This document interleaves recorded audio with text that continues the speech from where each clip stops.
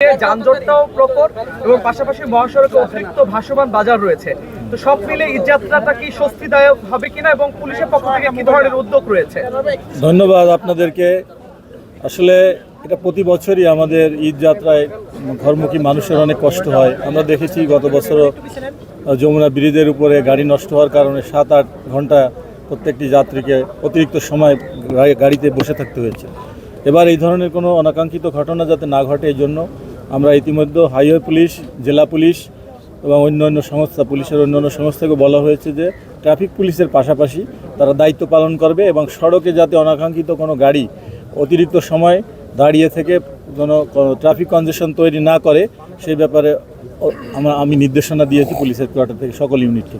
ধন্যবাদ। আর ভাসমান দোকানপাটগুলো, ভাসমান দোকানপাট এগুলোর ব্যাপারেও বাজার যেখানে আছে সেখানে অতিরিক্ত পুলিশ থাকবে, তাদেরকে একটা নিয়ন্ত্রণের ভিতরে রাস্তার বাইরে বসতে দেওয়ার সুযোগ করা হবে, যেহেতু ঈদে তাদের এটার উপরই তাদের রুটি রুজি। সুতরাং এ ব্যাপারে আমরা কনসার্ন এবং তাদেরও যেন কোনো ক্ষতি না হয়, ঈদের আগে তারাও যেন স্বাচ্ছন্দ্য করতে পারে। সবাই মিলে আমরা একটা সুন্দর পরিবেশ তৈরি করব। এই জন্য আপনাদের সাংবাদিক সমাজের প্রতি আমি অনুরোধ জানাবো, আপনারাও এই ব্যাপারে আমাদেরকে সহযোগিতা করবেন। ধন্যবাদ। একটা প্রশ্ন হচ্ছে যে আমাদের গাজীপুরের জনসংখ্যা অনুযায়ী পুলিশের সংখ্যা কম, যে কারণে আইন শৃঙ্খলা নিয়ন্ত্রণ করতে পুলিশের অনেক হিমশিম। আপনারা হয়তো জানেন না, ঈদের মধ্যে আমাদের অনেক কষ্ট হয়। হ্যাঁ, আমরা অতিরিক্ত আরেকটা ইউনিট থেকে অতিরিক্ত 400 পুলিশ তাদেরকে দিয়েছি এবং আমি বলেছি আমাদের এপিবিএন থেকেও কিন্তু তাদেরকে যে চাহিদা ছিল সেই অনুযায়ী আমরা 500 না 100 পুলিশ দিয়ে দিয়েছি। আরও যদি লাগে তুমি নিতে পারো, সেটা আমি ওই টাইমে দিয়ে দিব। অংশে কিন্তু বরাবরই কিন্তু ব্যাপক যানজট থাকে। তার অন্যতম কারণ শিল্প প্রতিষ্ঠানের শ্রমিকরা কিন্তু যখন ছুটি হয় তাদের জন্য আলাদা কোনো ট্রান্সপোর্ট ব্যবস্থা থাকে না। ঢাকা থেকে যে যানবাহনগুলো আসে রাস্তা থেকে, না, ওই জন্য পুলিশ কমিশনার মহোদয়কে আমি বলেছি যে কোনো একটা মাঠের ভিতরে তাদের জন্য স্পেশাল জায়গায় বাসগুলো নিয়ে ওখান থেকে লোড করে যেন তারা স্বাচ্ছন্দ্যে চলে যেতে পারে, যাতে রাস্তা ব্লকটা না হয়। স্যার, আরেকটা প্রশ্ন হচ্ছে আপনার এটা জেলা পুলিশের আওতায়, সেটা হচ্ছে শ্রীপুর উপজেলা। সেখানে হচ্ছে কয়েকদিন পরপরই আপনার মার্ডার, লাশ এগুলো পাওয়া যায়। এর মধ্যে কিছুদিন আগে এমসি বাজার একটা জায়গা আছে, ওখানে মাদক ব্যবসায়ীরা গোলাগুলি করেছে এবং সেই জায়গায় এখন জুয়া হাউজি করার জন্য বড় একটি প্যান্ডেল করে মেলার আয়োজন করছে, যেটা জেলা প্রশাসন বলছে অনুমোদন নেই। তো সেই জায়গায় পুলিশের অবস্থান কি থাকবে? পুলিশ এ ব্যাপারে আইনগত ব্যবস্থা নিবে, এ ব্যাপারে কোনো ছাড় নাই। আমার একটি প্রশ্ন, চালকদের সাথে কথা হয়েছে, চালকরা যেটা বলছে থেকে বেড়ে আসে, তারপর তারা যেতে পারে না, যার কারণে বড় ধরনের একটা জটলা সৃষ্টি এবং যাত্রীদের ভোগান্তি। সেই বিষয়ে অটোরিকশা, আমি কিন্তু অলরেডি আমার বক্তব্যে বলেছি, সিটি কর্পোরেশন, আমাদের পুলিশ, সুধী সমাজ সবাই মিলে এটাকে একটা সিস্টেমের ভিতরে নিয়ে আসতে হবে। কারণ ওরাও কিন্তু দেখেন বেকারত্বের কারণেই তারা প্রত্যন্ত অঞ্চল থেকে এখানে চলে আসছে, এটা দিয়েই তাদের জীবন জীবিকা। তো এগুলা আমাদের অর্থনৈতিক উন্নয়ন হলে, তাদেরকে যদি কর্মের সংস্থান করা যায়, তাহলে দেখবেন এই জিনিসগুলো থাকবে না, আমার রাস্তা ক্লিয়ার থাকবে। আমরা একটু রনিবার কাছে জানতে চাই যে আমরা দেখেছি যে আপনি নিজে পুলিশের সাথে মহাসড়কে অবৈধ যে স্থাপনা রয়েছে চলাচল নির্বিঘ্ন করতে কাজ করছেন।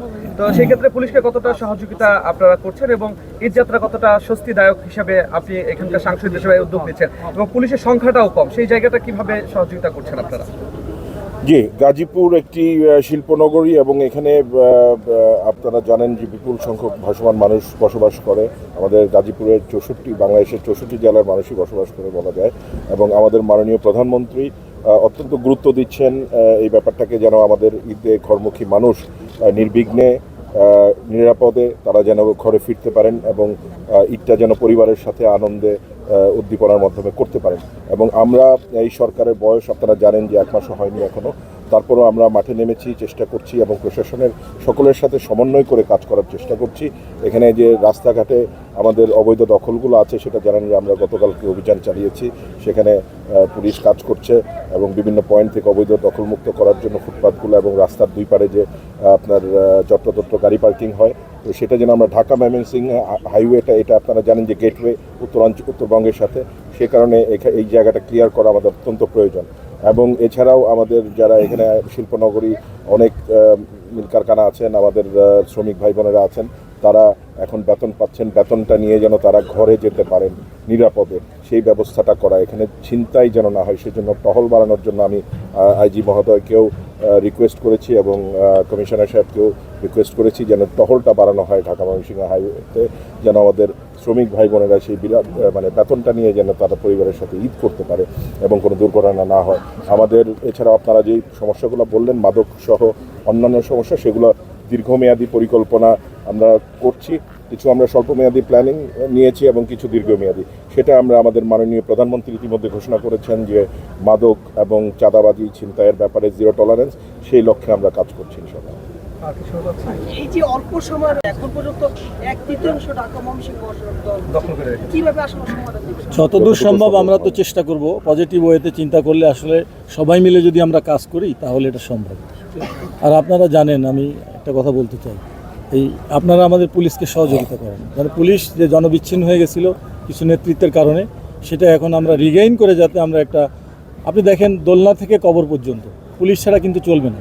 কারণ হাসপাতালে শিশুর জন্ম হওয়ার পরে আপনার শিশুটা হাসপাতাল থেকে চুরি হয়ে যাচ্ছে, সেখানেও পুলিশ দরকার। আবার গ্রেভিয়ার্ডে কবরস্থানে কবর দিতে যাবেন, সেখানেও আপনার কঙ্কাল চুরি হয়ে যাবে, লাশ চুরি হয়ে যাবে, সেখানেও পুলিশের দরকার। সুতরাং পুলিশ ছাড়া এই সমাজ চলবে না। একটি কার্যকরী, শান্তিপূর্ণ, উন্নয়নমূলক এবং সভ্য দেশ গঠনের জন্য পুলিশের ভূমিকা গুরুত্বপূর্ণ। আপনারা পুলিশকে সহযোগিতা করেন এবং আমরা সেই ফ্যাসিস্ট যুগের পুলিশে যাতে বাংলাদেশে না থাকে সেটার জন্য কাজ করছি। মাননীয় প্রধানমন্ত্রীর অগ্রাধিকার ভিত্তিতে এই নির্দেশনা দিয়েছেন যে বাংলাদেশ পুলিশ হবে একদম সৎ, মানবিক পুলিশ এবং জনগণের বন্ধু। ধন্যবাদ সবাই। ধন্যবাদ, থ্যাংক ইউ।